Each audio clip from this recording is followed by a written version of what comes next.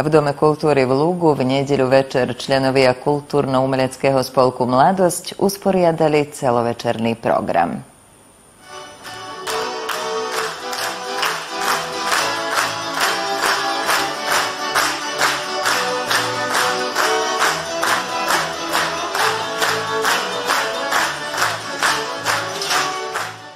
V programe sa predstavili folklórna detská a mládežnícka skupina, mužská ženská spevácka skupina a sóloví speváci. Tu sme chceli ukázať našim domácim divákom obecenstvu, čo sme celý rok robili. Ako sme pracovali, učili sa spievať, tancovať. Sa to tak zhrnie dokopy a akože záverečný. Ale budeme mať ešte aktivity aj po programe, ale sme chceli ukázať, čo sa deti a mládež naučili.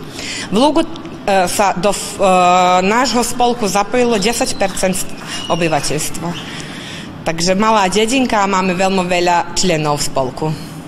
Obecenstvo nešetrilo dlane a organizátori boli veľmi spokojní. Ja som prešťastný s týmto koncertom, čo sme teraz spravili. Naozaj tu aj deti nám účinkovali, aj mládežníci, aj speváci, aj tanečníci. Veľmi som šťastný dneska, hrdý, že som ja predsedom tohto spolku. Ako si zaobstarávate vôbec prostriedky?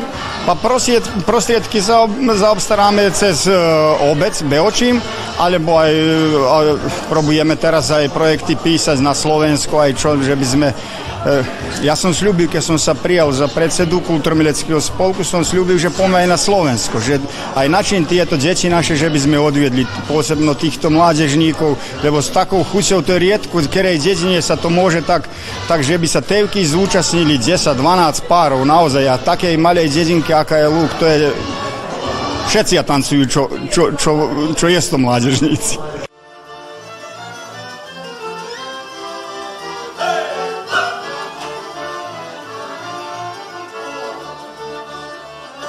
Za tento krátky čas môžem povedať, lebo to ubehol taký rok, ako som tu na Lugu.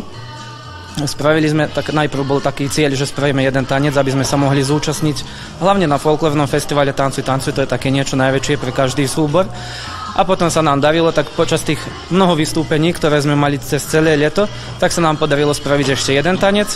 Čiže tá mládežnícka skupina, ktorú nacvičujem, má také 2 štilizované tance a môžeme sa pochváliť, že takých mesiac dní dozadu sa, ak môžem povedať, obnovila alebo zoskupila hlavne tá seniorská skupina, s ktorou tiež pracujem. Vyjadrili žiado, že či spravím tanec aj pre nich, tak v tomto spolku teraz už funguje tá seniorová skupina. Ako si sa vôbec rozhodol, že budeš chodiť sem do Lugu, keďže vieme, že si Petrovčan? No, môžem povedať, že ako vedúci som nerozmýšľal o tom. Samozrejme som umeleckým vedúcim v Petrovci už dlhé roky dozadu a na pozvanie vlastne domácich tu na Lugu, čiže ktorí ma oslovili, Nataša a Báči Zdenko. Takže ako povedať na takú odpoveď, že či by som pracoval s mladými, aby odpoveď bola nie, no to som nemohol.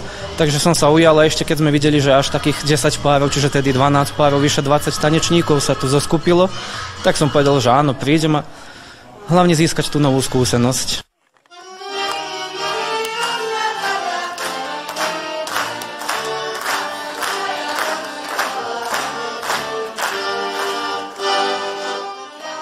Aké máte ešte plány do budúce?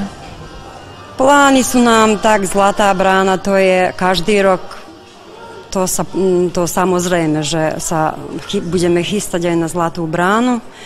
A potom takto u nás tieto podujatia, čo máme. No, zabudla som povedať, aj na Vianočné trhy sa budeme pripravovať v decembri.